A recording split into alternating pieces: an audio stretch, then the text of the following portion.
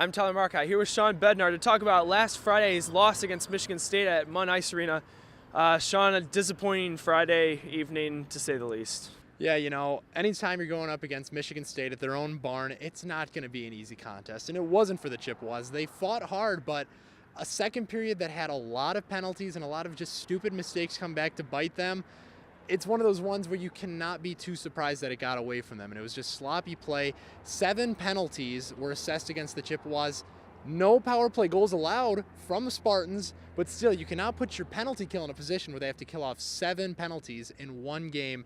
So you like to see that the penalty kill was able to do as well as they were able to do, but a 3-1 loss, technically a 2-1 loss with the empty netter, it is a disappointing weekend, especially when you are down in Florida for the weekend. Well, the signature for this CMU team is offense in the third period, and we talked about it earlier in the week. We thought that the first period was definitely their better period, and the offense just kind of seemed to dwindle as the game went along. I don't know if that was fatigue or that Michigan State was just catching on to their offensive schemes, but there was not much opportunity for goals in the third period, and something we haven't seen from the Chippewas yet this season. But another thing we talked about that didn't really happen was defensive play. A little struggling in front of the net, a lot of opportunities for the Spartans, especially backdoor and in front of the high slot. It's definitely something that needs to be improved on because there were a lot of chances, and Tyler Averlove made a lot of great saves, but trouble in defensive zone, we've talked about it all year, and it needs to improve. And one thing that you notice, if you look back at the highlights, a lot of the good plays that the Spartans had came in the neutral zone, and that's something that you have to defend. You have to play neutral zone defense, and the Chippewas were on top of it for a little bit there in the first, but as the game went on, the Spartans were able to exploit a pretty weak neutral zone defense and able to get a goal or two on the board. Yeah, absolutely, and that's another thing we talked about with Coach Tyler. He said, the defensive zone is a little bit of a problem, but the first goal for the Spartans did come in the neutral zone. It was a good play, not great positioning by the defense for the Chippewas. But I thought offensive zone, they controlled the puck well. Power play was a trouble. No power play goals, a lot of power play opportunities, something that we haven't seen a lot from the Chippewas, and they didn't capitalize at all. Probably the biggest loss in Friday's game was not the scoreboard or really the play of the penalty kill or the power play, but the loss of one of your captains on the team. Jake Ryan, concussed, most likely out for the rest of the season. Tough blow for the Chippewas. Yeah, he's one of the more emotional leaders on the team. We talked to Coach, and he said he's definitely somebody who stepped up last year and this year has a big role, is respected by a lot of the players.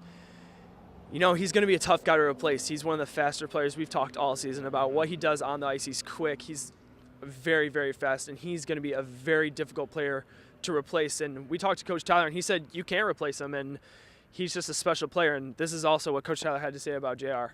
You can't replace the JR. Last 2 years, he's done everything I've asked him to do. He's been a captain for 2 years. He's still going to be a captain this year. I told him I still consider him a captain. The team still considers him captain. He's still going to show up for everything.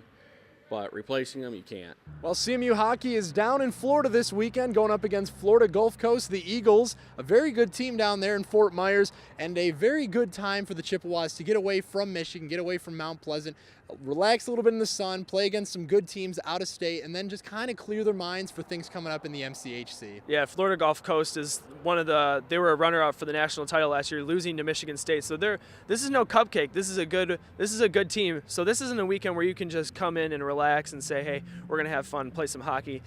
This is a great team, and they're going to have to play really well. But yeah, take some time off, get some things figured out, and come back to Mount Pleasant ready to go against Calvin.